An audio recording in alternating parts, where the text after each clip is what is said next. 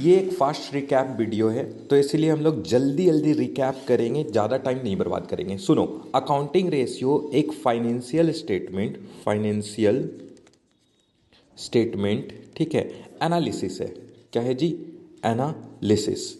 Analysis का मतलब क्या होता है? एनालिसिस का मतलब होता है टू एग्जामिन, यानी हमारा बिजनेस अच्छे से चल रहा है कि नहीं चल रहा है उसको एग्जामिन करने के लिए एक अच्छा तरीका, एक अच्छा मेथड है, वह अकाउंटिंग रेशियो। तो अकाउंटिंग रेशियो भी एक फाइनेंशियल स्टेटमेंट एनालिसिस ही है।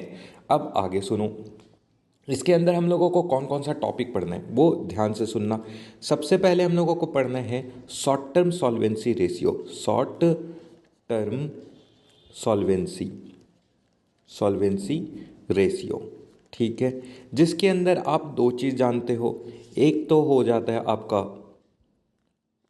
लेट मी, एक तो हो जाता है आपका करेंट रेशियो, ठीक है, और दूसरा हो जाता है आपका क्विक रेशियो या quick acid ratio. Quick ratio या एसिड रेशियो, इसको एसिड रेशियो भी कहते हैं। बढ़िया, ठीक। अब सुनो आगे, दूसरा हम लोग पढ़ते हैं सॉल्वेंसी रेशियो। सॉल्वेंसी रेशियो, पर ये सॉल्वेंसी रेशियो जो है ना, वो है लॉन्ग टर्म बाय नेचर। कैसा? Long term by nature. फिर आपका आ जाता है सॉल्वेंसी रेशियो, इसको लॉन्ग टर्म सॉल्वेंसी भी कहते हैं, ठीक है। अब आगे सुनना, जल्दी जल्दी सुनेंगे ना हम लोग, ठीक है। इसमें सबसे पहले आप पढ़ते हो डेब्ट टू इक्विटी रेशियो। डेब्ट टू इक्विटी रेशियो, ठीक है। इसके लिए जो आप, मतलब इसका चलो फॉर्मूला लिख भी देता हूँ। इसका ना तुम्हारे लिए फॉर्मूला है लॉन्ग टर्म डेब्ट बाई इक्विटी। अभी फर्दर एक्सप्लेनेशन नहीं कर रहा, आई विल अगेन रिपीट कि ये एक फास्ट रिवाइज वीडियो है, ठीक है। दूसरा हम लोग पढ़ते हैं जी टोटल एसेट टू डेब्ट ratio. Total assets sets to डेप्ट रेशियो। देखो नाम में ही सब कुछ छुपा हुआ है, अगर तुम ध्यान से देखो तो इसमें कहा है कि टोटल एसेट, यानी ऊपर रहेगा टोटल एसेट्स और नीचे साइड में चल जाएगा तुम्हारा डेप्ट, ठीक है, डेप्ट। मेरे को पता है कि तुम लोगों को डेप्ट का भी मीनिंग दिमाग से निकल चुका होगा, but I will explain it again. चलो आगे सुनो, फिर हम लोग पढ़ते हैं प्रोप्राइटर रेशियो या प्रोप्राइटरी रेशियो। अब ये कैसे निकलता है?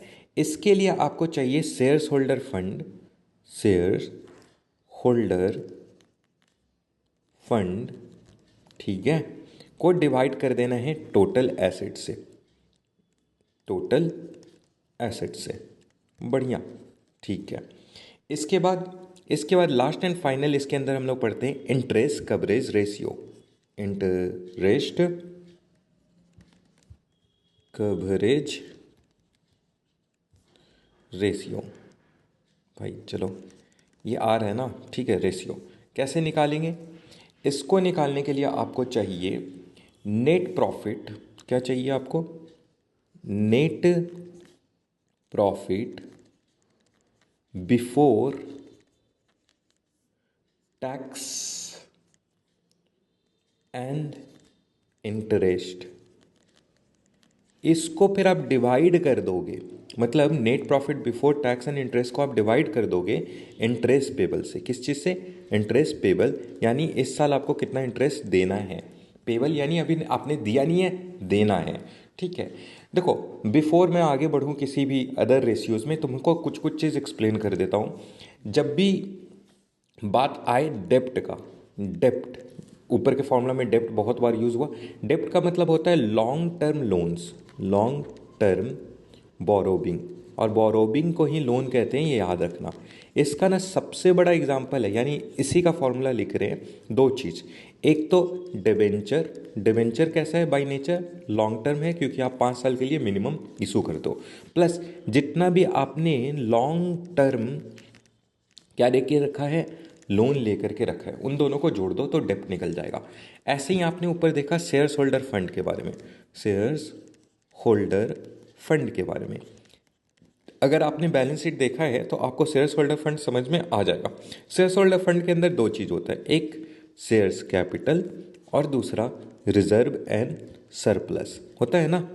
अब तक तो याद हो जाना चाहिए क्योंकि अब फाइनल एग्जाम आपके सिर पे है। शेयर्स कैपिटल को आप कैसे लिखते हो? शेयर्स कैपिटल के अंदर दो चीज़ होता है ना, equity shares plus preference shares, preference shares, ठीक है। और रिजर्व एंड सरप्लस, तो रिजर्व एंड सरप्लस ही रहेगा, reserve and surplus. Reserve and surplus के अंदर क्या क्या आता है? बहुत कुछ आता है, फालतू में टाइम बर्बाद हो जाएगा।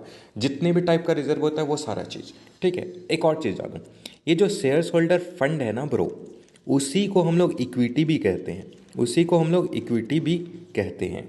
और जब इतना जान ही लिए हो तो एक और चीज़ जानो और बैलेंस शीट से इसको रिलेट कर लो, ठीक है। चलो चलो चलो, जल्दी जल्दी हो जा भाई। इक्विटी एंड लाइबिलिटी, देखो बैलेंस शीट में यही होता है ना, पर्टिकुलर इक्विटी लाइबिलिटी, उसके अंदर क्या आ जाता है? शेयर्स होल्डर फंड, उसके अंदर क्या आ जाता है वो छोड़ दो, तुम अपना दिमाग लगाओ। Non current liability, current liability, फिर टोटल लाइबिलिटी, है ना, यहाँ पे आ जाता है। कई बार क्वेश्चन में बैलेंस शीट में ना तुमको ये सारा इन्फॉर्मेशन दिया हुआ होगा, जैसे मान लो कि करेंट लाइबिलिटी 2 लाख है, नॉन करेंट लाइबिलिटी नहीं दिया हुआ है पर एसएफ दिया हुआ है, सपोज कर लो 4 लाख, और टोटल जोड़ करके इधर दिया हुआ है 10 लाख। तो तुमसे मैं अगर पूछूं कि एन सी एल कितना होगा, तो तुम क्या करोगे? इन दोनों को टोटल करके, यानी 4 लाख 2 लाख को टोटल करके 10 लाख से माइनस कर दोगे।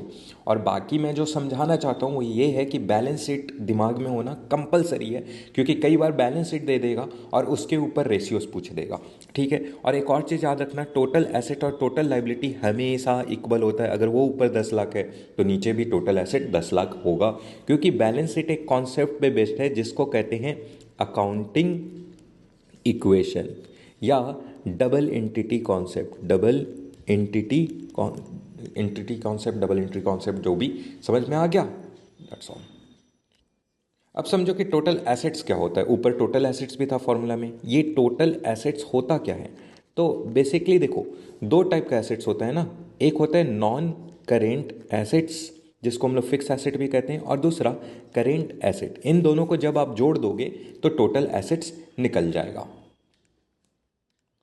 एक बार फिर से रिपीट कर लेते हैं हम लोगों ने देखा कि एक होता है short term solvency ratio, short term solvency ratio, solvency ratio जिसके अंदर आपने दो चीज़ पढ़ा, करेंट रेशियो और लिक्विडिटी रेशियो, ठीक है। फिर हमने देखा कि लॉन्ग टर्म सॉल्वेंसी रेशियो या solvency ratio, long term solvency ratio, जिसके ऊपर अभी तक हम लोग ने इतने सारे चीज़ों को डिस्कस कर लिया, ठीक है। अब तीसरा, तीसरा क्या है? Turn over ratio, turn over ratio. इसके अंदर क्या क्या आएगा? टर्नओवर रेशियोज को ना एक और नाम से जानते हैं, इसका दूसरा नाम क्या है वो सुनना, और इसको हम लोग कहते हैं एक्टिविटी रेशियो, एक्टिविटी रेशियो। क्योंकि टर्नओवर यानी चेंज होना और एक्टिविटी मतलब क्या आप अपने बिजनेस में एक्टिविटी करो, लाइक दैट। इसके अंदर जो आप मेनली जो चीज़ पढ़ते हो वो है debtor turnover ratio, debtor turn over ratio, जिसको आप कैलकुलेट कैसे करते हो? आप ऐसे कैलकुलेट करते हो, डेटर मतलब कौन? जो आपसे क्रेडिट में परचेज किया है, तो यहाँ पे आप लिखते हो नेट क्रेडिट परचेज को आप डिवाइड कर देते हो एवरेज डेटर से। किस चीज़ से? एवरेज डेटर से। अब सवाल ये होता है कि ये एवरेज डेटर होगा क्या? तो एवरेज डेटर का मतलब होता है कि साल के शुरुआत में ओपनिंग डेटर कितना था और प्लस क्लोजिंग डेटर कितना था। ये क्लोजिंग है ना ब्रो, यहाँ क्लोजिंग डेटर कितना था, उन दोनों को जोड़ो और डिवाइड कर दो 2 से, बढ़िया, तो एवरेज डेटर आ जाएगा। अब ये नेट क्रेडिट सेल्स क्या है, सॉरी नेट क्रेडिट परचेज क्या है? तो बहुत ही बेसिक सा चीज़ है ब्रो, टोटल क्रेडिट सेल्स, अरे भाई I did a mistake bro, okay, net credit sales होगा यहाँ पे, ये आप उसको सेल्स करोगे ना, तो नेट यहाँ पे क्या होगा? Net credit sales, I am so sorry, ठीक है। नेट क्रेडिट सेल्स कैसे निकलेगा? टोटल क्रेडिट सेल्स में से, टोटल क्रेडिट सेल्स में से आप माइनस कर दोगे सेल्स रिटर्न। कैसा सेल्स रिटर्न? याद रखना, जो क्रेडिट में बेचा हुआ है ना आपने, वो सेल्स रिटर्न। बढ़िया। तो एक बार फिर से रिपीट करा देता हूँ, नहीं तो फिर कन्फ्यूज़न हो जाएगा। क्या है? डेटर टर्नओवर रेशियोज कैसे निकलेगा? आपको चाहिए net credit sales divided by average debtor. Average debtor कैसे निकलता है? Opening debtor plus closing debtor by 2। और नेट क्रेडिट सेल्स कैसे निकलता है? तो टोटल क्रेडिट सेल्स में से सेल्स रिटर्न को माइनस कर लेते हैं, बस। अब आओ, डेटर टर्नओवर रेशियो आप समझ चुके हो, तो अब आप समझो creditor turnover ratio. Creditor turn over ratio. अब ये कैसे निकलेगा? देखो बात को समझो। ऊपर आपने नेट क्रेडिट सेल्स लिया था, यहां पे आप लेंगे नेट क्रेडिट परचेस। बढ़िया। को डिवाइड करेंगे एवरेज, किस चीज़ से? एवरेज क्रेडिटर से। अब ये एवरेज क्रेडिटर निकलेगा कैसे? सेम टू सेम जैसे आपने एवरेज डेटर निकाला। और नेट क्रेडिट परचेज कैसे निकलेगा? सेम टू सेम जैसे आपने नेट क्रेडिट सेल्स निकाला। That's all. ये आपके ऊपर छोड़ता हूँ और आप इसको कंप्लीट करके कॉपी में लिख करके लाओगे। That's all. इसमें एक और टर्नओवर रेशियोज है, वो है इन्वेंटरी टर्नओवर रेशियो। इन्वेंटरी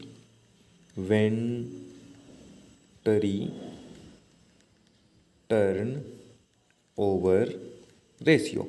अब देखो, इसको ना स्टॉक टर्नओवर रेशियो भी कहते हैं, तो इसीलिए कंफ्यूज मत होना। इसी को स्टॉक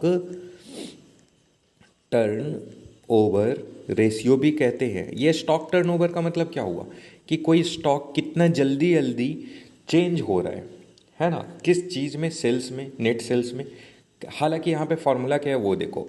यहाँ पे फॉर्मूला है कॉस्ट ऑफ गुड सोल्ड, जिसको हम लोग शॉर्टकट में COGS भी कहते हैं, cost of good sold, shortcut form. ठीक है। को डिवाइड कर दो आप एवरेज स्टॉक से। अब जब भी ना भाई एवरेज शब्द आए तो आप समझ जाओ opening plus closing divided by 2। किसका? स्टॉक का। Opening stock plus closing stock divided by 2। अब लेकिन देखो, मेरे को पता है कि तुम लोग COGS नहीं जानते होंगे, फॉर श्योर नहीं जानते होंगे, but let me tell you COGS कैसे निकलता है। कॉस्ट ऑफ गुड सोल्ड निकालने के लिए आपको चाहिए होता है नेट सेल्स, ठीक, में से subtract gross profit. Gross profit. बढ़िया। अब जैसे ना एक क्वेश्चन ले लो, मैं कह रहा हूँ कि नेट सेल्स है 2 लाख रुपया। नेट सेल्स कितना है? 2 लाख। और उसमें ना तुम्हारा 60,000 का तो ग्रॉस प्रॉफिट था, तो इसका मतलब रियल में उसका प्राइस कितना था? 1,40,000। वो प्राइस कह लो या कॉस्ट कह लो उस गुड्स बनाने का, वो है 1,40,000 रुपया। अगर आप प्रॉफिट हटा दो तो कॉस्ट ऑफ गुड्स सोल्ड ऐसे निकालते हैं। कई बार क्वेश्चन में क्या होता है कि COGS नहीं देगा, GP का प्रॉफिट दे देगा। GP लिख देगा जैसे 20% ऑन सेल्स, ठीक है। और उसके बाद आपको नेट सेल्स दे देगा। क्या दे देगा? नेट सेल्स दे देगा। सपोज करो 6 लाख, तो आप कैलकुलेट कर लोगे, 20% ही कैलकुलेट करना है, इजी कैलकुलेट हो जाएगा। तो ये था आपका क्या चीज़? Turnover ratios. उसमें आपने 3 चीज़ पढ़ा। आपने पढ़ा debtor turnover ratios, creditor turnover ratio, inventory ratios, ठीक है। अब देखो भाई साहब, एक चीज़ ना तुम लोग एक चीज़ एकदम अच्छे से समझना। क्रेडिटर वो लोग होते हैं जिसको आप पैसा दोगे, तो इसको ना अकाउंट पेबल रेशियो भी कहते हैं। अकाउंट पेबल रेशियो भी कहते हैं। बाकी फर्दर डिटेल्स के लिए अगर जानना है ना, तो फिर बोलना, I will make video for that topic. और डेटर टर्नओवर रेशियोज को हम लोग क्या कहते हैं? Account receivable. क्या कहते हैं? अकाउंट रिसीवेबल रेशियो भी कहते हैं।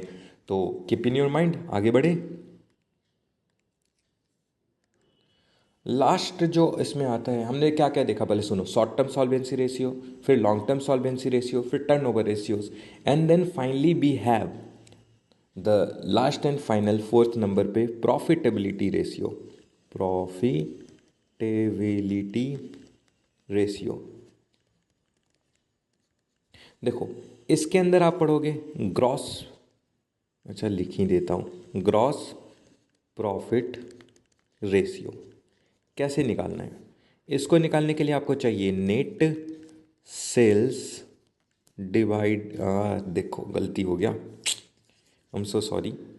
सबसे पहले आपको चाहिए gross profit divided by net sales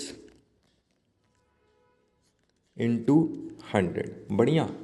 फिर दूसरा रेशियो इसके अंदर आएगा net profit ratio, net profit ratio. तो इसको कैसे निकालेंगे? ऊपर लिखेंगे net profit divided by net sales into 100। अब देखो ना, जो भी मैं बोलूँगा ना उसमें बस यही करना है। जैसे ग्रॉस प्रॉफिट बोला तो gross profit by net sales, net profit बोला तो net profit by net sales. ऐसे ही ना मैं बोल रहा हूँ ऑपरेटिंग प्रॉफिट रेशियो, क्या बोल रहा हूँ? Operating profit ratio. तो इसको कैसे निकालोगे तुम?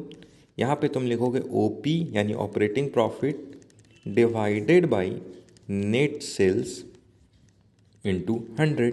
That's all. ये था आपके कुछ very very very important ratios. ये है रेशियो एनालिसिस।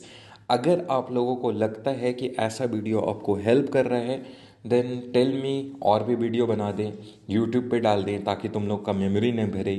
तो you can tell me and thanks. मिलते हैं क्लास में।